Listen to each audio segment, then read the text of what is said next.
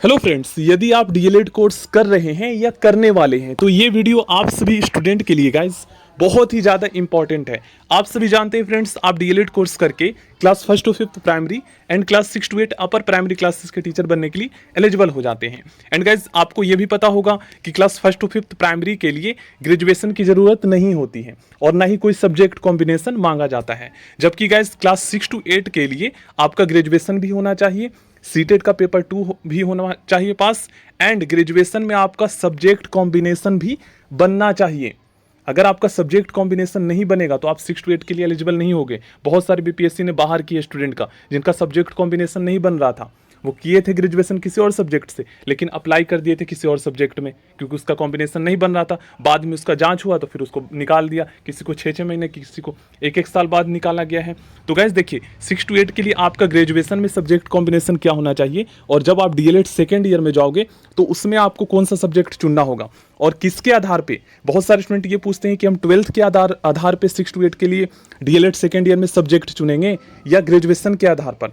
तो देखिए friends, 6 to 8 के लिए आपको पता है ग्रेजुएशन चाहिए होता है, तो 6 to 8 में के लिए क्या है ना कि आपको ग्रेजुएशन के आधार पे जो है सब्जेक्ट चुनना होगा। जैसे बहुत सारे स्टूडेंट 12th के बाद डीएलएड करते हैं, अगर आपने और वो ग्रेजुएशन अभी नहीं किए हैं, तो ऐसे में आप जिस सब्जेक्ट से ग्रेजुएशन करने वाले हो उसी के अकॉर्डिंग आपको डीएलएड सेकेंड ईयर में सब्जेक्ट चुनना होगा, क्योंकि डीएलएड फर्स्ट ईयर में आपको प्राइमरी क्लास 1 to 5th के लिए पढ़ाया जाता है, जबकि 6 to 8 के लिए आपको डीएलएड सेकेंड ईयर में सब्जेक्ट चुनने को मिलता है।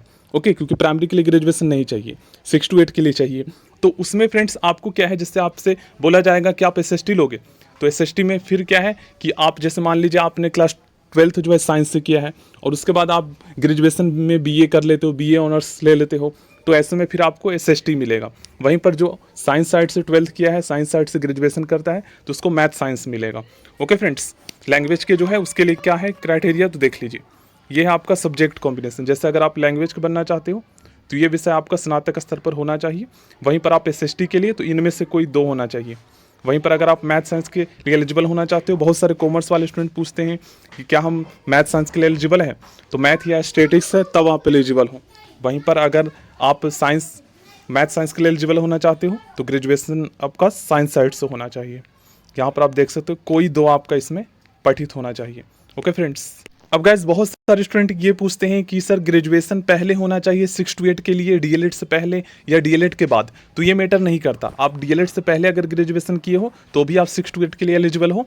वहीं पर अगर आपने जो है डीएलएड के बाद ग्रेजुएशन किया है तो भी आप 6 to 8 के लिए एलिजिबल है। बस आपका सब्जेक्ट कॉम्बिनेशन मिलना चाहिए, और सीटेट का पेपर 2 जो है वो डीएलएड के दौरान या डीएलएड के बाद आपका क्लियर होना चाहिए। और हाँ, ग्रेजुएशन से पहले भी आपका सीटेट का पेपर 2 क्लियर नहीं होना चाहिए, ये भी आपको पता होना चाहिए। मतलब कहने का मतलब ये है कि दोनों कंप्लीट होने पर या करते हुए आपका पास होना चाहिए।